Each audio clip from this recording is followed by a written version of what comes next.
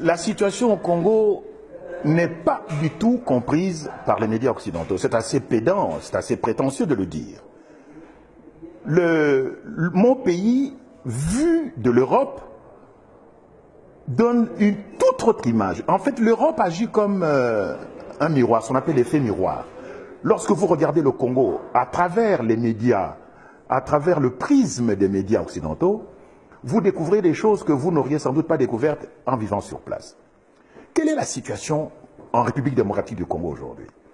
C'est une situation absolument ubuesque, aberrante. C'est une situation où même le vocabulaire a été totalement falsifié. Par exemple, l'AFDL, l'Alliance des forces démocratiques pour la libération du Congo, qui a renversé Mobutu le 17 mai 1997. On a prétendu que c'était une rébellion congolaise. Ben non, c'est une milice armée Tutsi.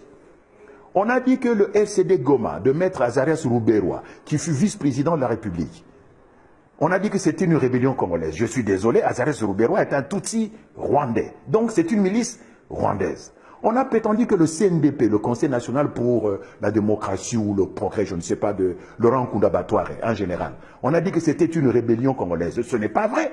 C'est une milice rwandaise. Parce que Nkunda Batouare était un Tutsi rwandais. On a prétendu que le M23, et ainsi de suite. Donc, il y a donc le premier crime qui a été commis au Congo, c'est un crime de sémantique, de vocabulaire. Tout a été falsifié. Et cela a été falsifié de façon délibérée. Pourquoi? Parce que le Congo aujourd'hui se trouve dans une situation de guerre de type ethnique. Le Congo est occupé par une ethnie, les Tutsis, venus du Rwanda. Le génocide, je dis les génocides, il y en a eu 4 au Rwanda. 4 génocides qui ont été perpétrés au Rwanda, les uns par les Tutsis, les autres par les Hutus.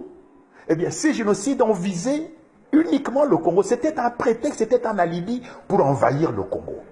Tant et si bien qu'aujourd'hui, le chef d'État congolais, Joseph Kabila, de son vrai nom Hippolyte Kanambe, est un Tutsi rwandais. Il a mis les pieds pour la première fois à Kinshasa le 17 mai 1997. Et quand il est arrivé, c'était comme exactement un immigré clandestin. C'est un immigré clandestin. Il est venu à Kinshasa sans passeport, sans visa, dans les bagages de l'AFDL. Et quand il est arrivé, il ne parlait pas le lingala, il ne parlait pas le français, il ne parlait pas le chiluba, et il s'exprimait en swahili, mais le swahili de Tanzanie, où il a vécu, où il est né apparemment. Donc, et ce monsieur, donc, imaginez-vous que un immigré clandestin, un sans-papier, débarque dans un pays, et 3 ans et demi plus tard, il devient chef d'État. C'est une situation unique depuis que la planète Terre existe, peut-être même dans le système solaire. Donc, un immigré clandestin qui devient chef d'État 3 ans et demi après son arrivée. Ça ne s'est jamais vu dans le monde. Voilà la situation dans laquelle se trouve le Congo. Donc, une situation d'occupation ethnique. Ça, c'est la cause. Cette cause a entraîné des effets désastreux. Actuellement, un génocide est perpétré au Congo. Tout récemment, près de 90 personnes ont été abattues à Béni. Tout le monde s'est excité dessus. Mais on ne dit pas pourquoi. Il semble, mais je n'ai pas vérifié l'information, qu'on a découvert des gisements de pétrole dans le sous-sol de Béni. Donc on veut éliminer la population pour que les multinationales pétrolières viennent exploiter de l'or noir chez nous. Eh bien, aujourd'hui, le bilan des morts au Congo s'élève autour de 8 millions. C'est donc, depuis la fin de la Deuxième Guerre mondiale, le conflit armé le plus long et le plus sanglant. Le plus sanglant parce que ça fait quand même, il y a 8 millions de morts. Le plus long parce que cette guerre a commencé en septembre 1976. Et elle se poursuit encore, hic et nunc, ici et maintenant, en 2014, au mois de novembre 2014. Or, il y a aujourd'hui au Congo plus de 52 armées étrangères qui ont soit déjà foulé le sol du Congo, soit y campent encore aujourd'hui. Vous savez que la MONUSCO, la mission des Nations Unies, semble-t-il pour la stabilisation du Congo, se trouve au Congo depuis une bonne 12aine d'années. 21 000 casques bleus au Congo. Et la région la plus militarisée, là où la MONUSCO est la plus active, c'est justement la région du Nord Kivu, où s'est perpétré le massacre de Béni. Alors je me pose la question, que fait la MONUSCO? Contre qui se bat-elle? Ne me dites pas que la MONUSCO qui a des drones, qui a des chars d'assaut, des hélicoptères de combat, va se battre contre des minables petites milices Tutsis qui ne comptent même pas 5000 personnes, alors que la MONUSCO compte à peu près 21 000 personnes, n'est-ce pas? Et dans la MONUSCO, aujourd'hui, vous avez même les troupes du Malawi, de Tanzanie, d'Afrique du Sud. Vous savez que la France a envoyé, a dépêché l'opération Artemis pour aller chasser un rebelle, cette fois-ci un vrai rebelle congolais, Thomas Lubanga, dans le district de l'Ituri. Vous savez que les Américains maintiennent au Congo une force qui s'appelle l'Africom, la force de stabilisation du Congo. Vous savez que les Angolais, les Namibiens, les Zimbabwéens, les Tchadiens sont présents au Congo, où ils ont été en tout 52 troupes étrangères qui ont marché au Congo, qui ont campé au Congo. Donc, c'est ce que les stratèges militaires américains appellent la première guerre mondiale africaine. Donc, la première guerre mondiale africaine se déroule au Congo, mais les médias n'en parlent pas. Je suis désolé, je regarde TF1, je regarde France 2, je regarde les chaînes belges, je regarde CNN, je regarde France 24. À aucun moment, les journalistes ou les correspondants de presse qui sont sur le terrain, les envoyés spéciaux, les agences, les envoyés des agences de presse, comme Reuters, UPI, Associated Press, aucun de ces journalistes n'a jamais souligné cette dimension de guerre ethnique et cette dimension de première guerre mondiale africaine. Et finalement, la guerre prendra fin au Congo lorsque les Tutsis débarrasseront le plancher. Il n'y a pas de Tutsis congolais.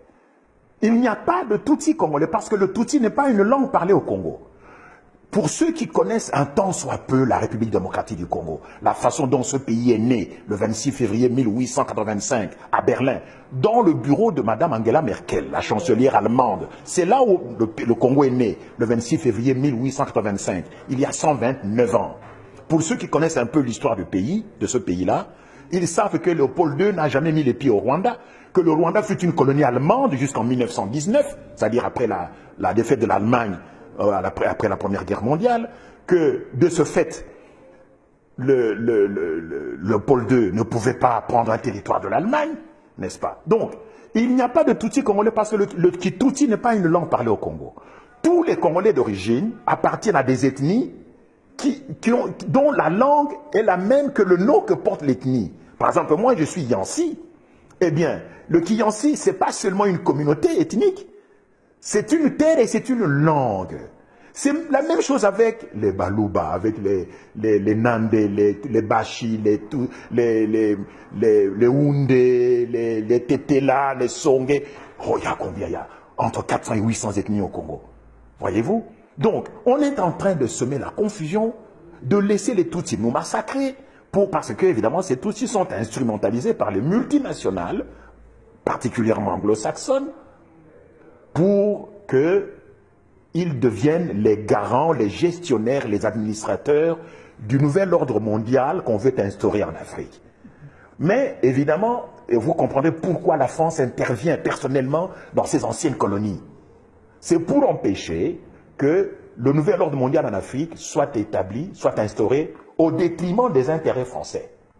Voyez-vous, il y a aujourd'hui des forces, des puissances économiques, militaires et financières qui voudraient s'emparer du précaré français, du précaré colonial, des anciennes colonies françaises, là où la France puise ses matières premières, comme au Niger. Le Niger, comme vous le savez, est le deuxième producteur mondial d'uranium, où se trouve l'Areva notamment. Donc, on veut instaurer, les multinationales veulent instaurer un nouvel ordre mondial en Afrique. Et pour cela, elles veulent détruire les anciens États hérités de la colonisation et donc contester les anciennes frontières. C'est ça qui se passe au Congo. C'est ça qui a failli se passer au Niger. C'est ce qui a failli se passer en Côte d'Ivoire. Voyez-vous? Et même ce qui se passe au Nigeria avec Boko Haram, c'est une déstabilisation généralisée de l'Afrique pour permettre l'instauration du nouvel ordre mondial en Afrique.